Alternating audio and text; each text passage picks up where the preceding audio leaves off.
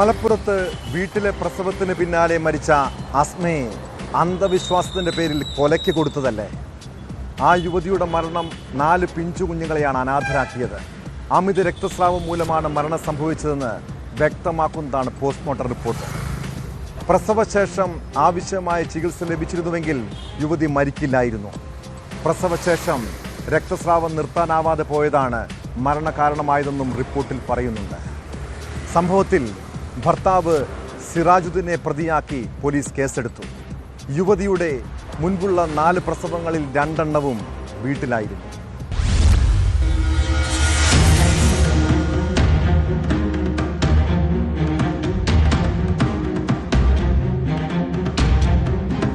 മലപ്പുറത്ത് ചട്ടിപ്പറമ്പിൽ വീട്ടിലെ പ്രസവത്തിന് പിന്നാലെയുണ്ടായ അമിത രക്തസ്രാവം മൂലമാണ് പെരുമ്പാവൂർ സ്വദേശിനിയായ അസ്മ മരിച്ചത്.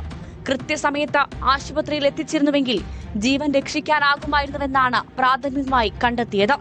അസ്മയുടെ ഭർത്താവ് സിറാജുദ്ദീനെതിരെ മനഃപൂർവ്വമുള്ള നരഹത്യ ചുമത്താവുന്ന കുറ്റമാണെന്ന് പ്രാഥമിക നിഗമനം. മലപ്പുറം പോലീസ് സ്റ്റേഷനിലാണ് ഇനി കേസിന്റെ തുടർ നടപടികൾ. സിറാജുദ്ദീൻ നിലവിൽ മലപ്പുറം പോലീസിന്റെ കസ്റ്റഡിയിലാണ്.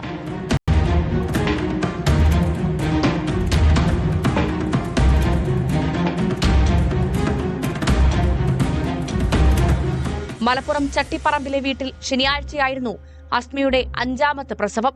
വൈകുന്നേരം 5 മണിയോടെ ആൺകുട്ടി ജനിച്ചെന്ന വിവരം അസ്മയുടെ വീട്ടുകാരെ ഭർത്താവ് സിറാജുദ്ദീൻ അറിയിച്ചു. രാത്രി 9 മണിയോടെ അസ്മയുടെ ആരോഗ്യസ്ഥിതി മോശമാവുകയും മരണം സംഭവിക്കുകയുമായിരുന്നു.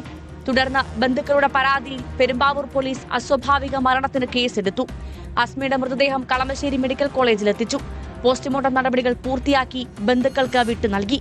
പെരുമ്പാവൂരിലെ വീട്ടിലെ പൊതുദർശനത്തിന് ശേഷം മൃതദേഹം എടത്താക്കര ജുമാ മസ്ജിദിൽ കബറടക്കും. അസ്മയുടെ 2 ദിവസം മാത്രം പ്രായമുള്ള കുഞ്ഞ് കളമശ്ശേരിയിലെ മെഡിക്കൽ കോളേജിൽ പീഡിയാട്രിക് വിഭാഗത്തിലെ NICUവിൽ തുടരുകയാണ്.